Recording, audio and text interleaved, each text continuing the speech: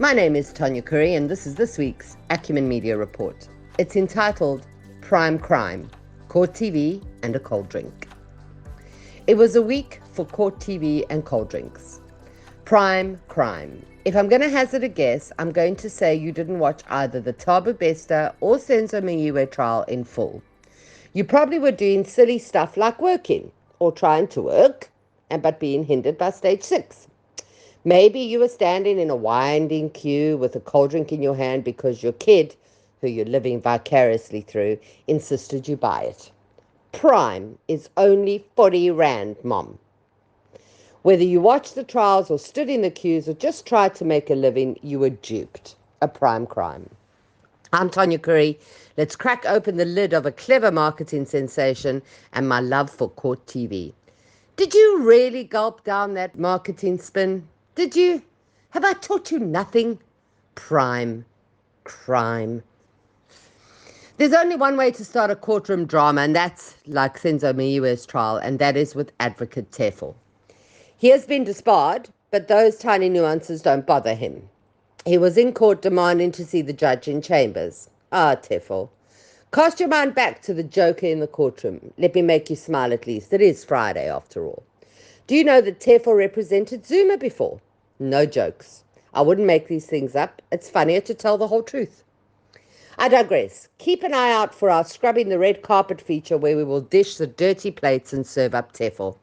Anyway, Tefo is the one who said that President Ramatris was involved in the Senzo trial. This week, though, he came up with more tricks. When approached by journalist Alex Mitchley, Tefo said, F you. Mr. Tefo, You are going to kill you, Alex. you mustn't threaten. This guy. You mustn't threaten with. He knows I hate the white people, but he's still pushing this thing. And he didn't use F. He said he hates white people, and what part of that don't we understand? This is all true. Moving on, he said he would call a media briefing because he loves press conferences. Either that or he loves embarrassing himself.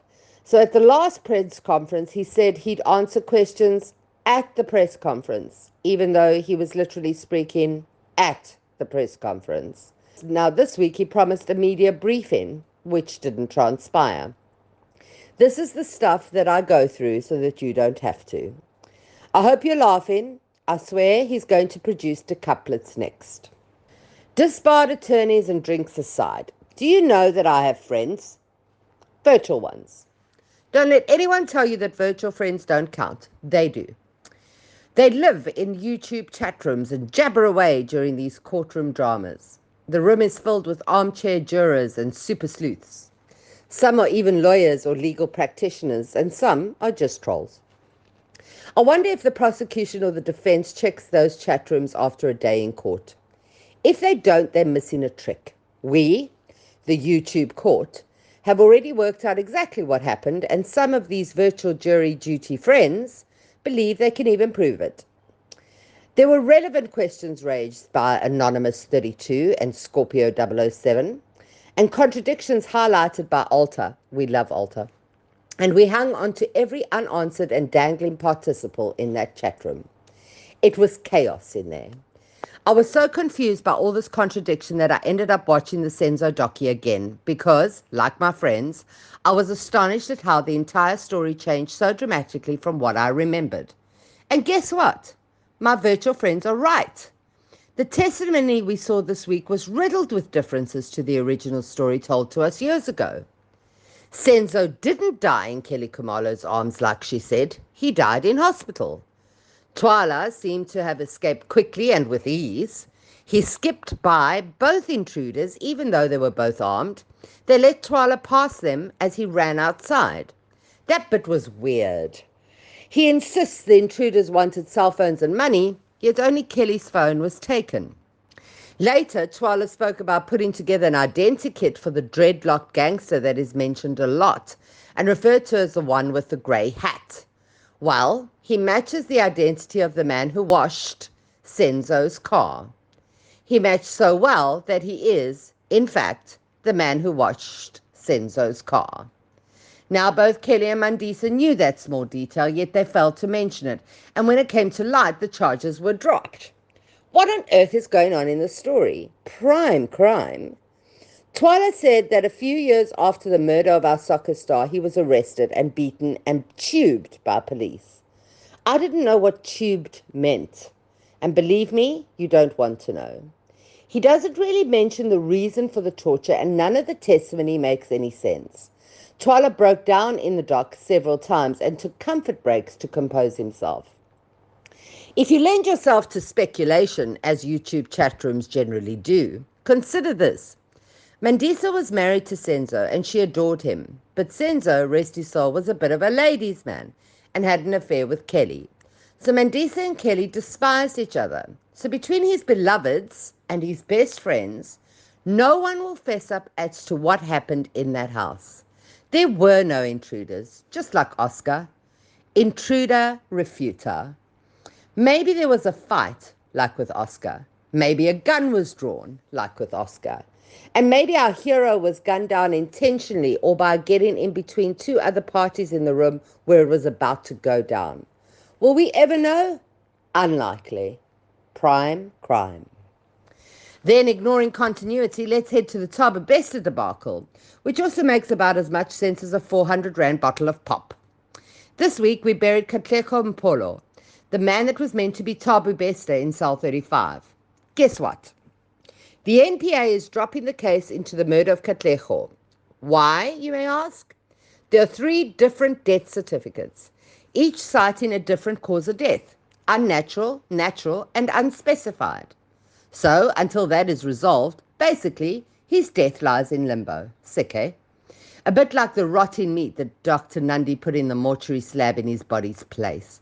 Disgusting and almost unbelievable. Prime crime. Dr. Nandi arrived in court with her co-accused for their bail applications. One of the perpetrators wore shades. Yes, you read that right, or heard that right. He wore sunnies in the court. How did the judge allow that? Well, the judge had this silly smile across his face most of the time, as if he was happy to gain his 15 minutes of fame. Grimy crime on prime time. This time, Dr. Nandi didn't have a hoodie or a mask, but kept brand loyal to Nike with a sweatshirt with a big swoosh on it. Ironic. Ha!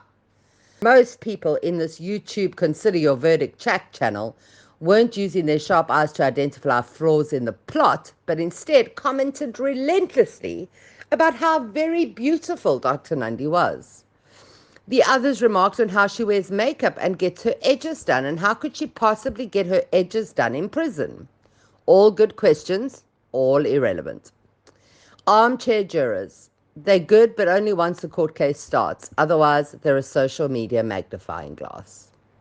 There's a new woman in the dock, Natasha Janssen, ex-G4S, and her family was interviewed outside the court.